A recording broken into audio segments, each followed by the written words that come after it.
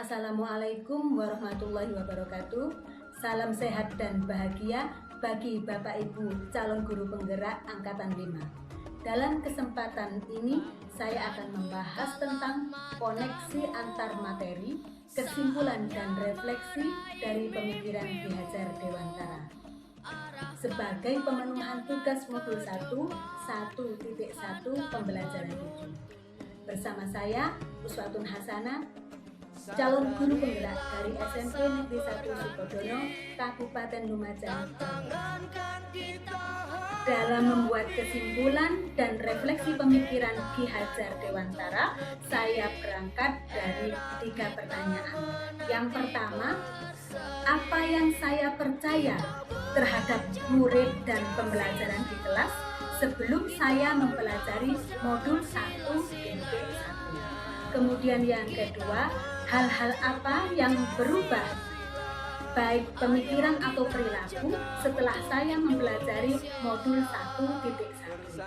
Kemudian yang ketiga, hal-hal baru apa yang bisa diterapkan di kelas agar lebih baik sesuai dengan pemikiran Ki Hajar Dewantara. Yang saya percaya tentang murid dan pembelajaran di kelas sebelum saya mempelajari modul 1.1, antara lain yang pertama, saya melihat murid itu sebagai objek. Jadi ketika saya menyampaikan pembelajaran atau materi, saya terpaku kepada kesuksesan, ketuntasan, dan pelaksanaannya sesuai dengan rencana pelaksanaan pembelajaran atau RPP. Jadi saya selalu mengejar waktu. Apabila itu 2 jam tatap muka, ya saya selesaikan 2 JTM. Apabila 3 JTM, ya saya selesaikan 3 JTM. Jadi harus tepat waktu. Itu pemikiran saya. Kemudian yang kedua, saya terpaku kepada kriteria ketuntasan minimal dengan anggapan bahwa karena anak itu harus sampai pada KKM nilainya, maka anggapan saya anak yang nilainya di bawah KKM, dia tidak berhasil di dalam pembelajarannya pada KD yang saya ajarkan. Kemudian yang ketiga, saya menyamaratakan kemampuan anak. Anak saya anggap mempunyai kemampuan yang sama satu dengan yang lain. Sehingga apabila ada anak yang nilainya tidak sebanding dengan temannya jauh di bawah, itu saya anggap dia tidak rajin belajar, dia bermain atau dia tidak mengindahkan ketika penilaian. Itu pemikiran saya. Selanjutnya, saya jarang menanyakan kepada anak tentang metode pembelajaran apa yang mereka sukai, yang mereka nyaman berkaitan dengan kompetensi dasar yang saya ajarkan pada saat itu.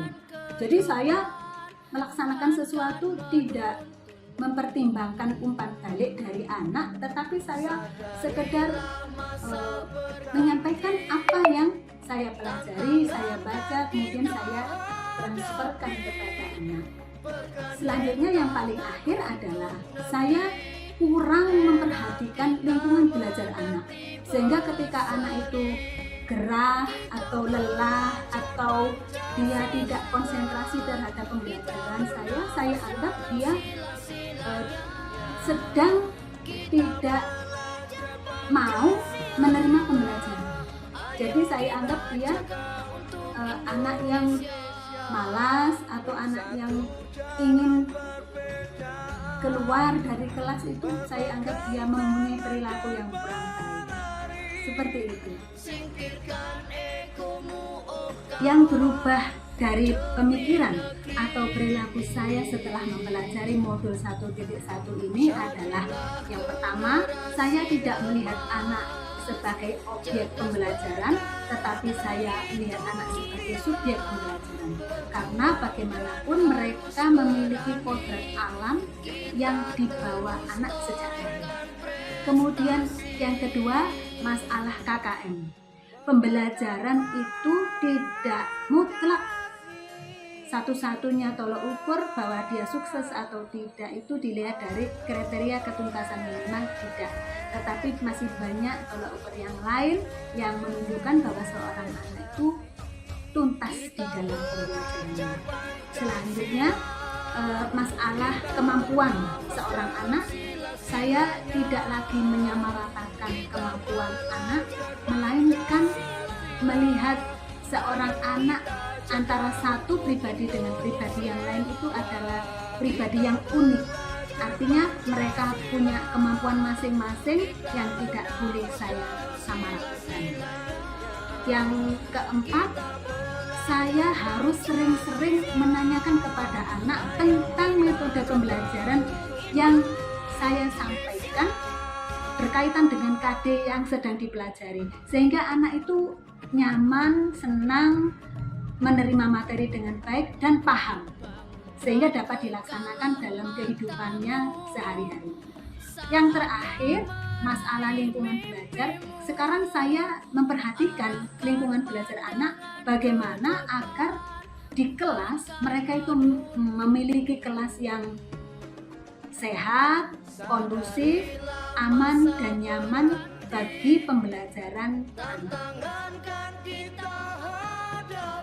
Demikian tugas modul 1.1 pembelajaran 7, koneksi antar materi, kesimpulan dan refleksi pemikiran Ki Hajar Dewantara. Semoga bermanfaat bagi kita semua. Salam dan bahagia. Assalamualaikum warahmatullahi wabarakatuh.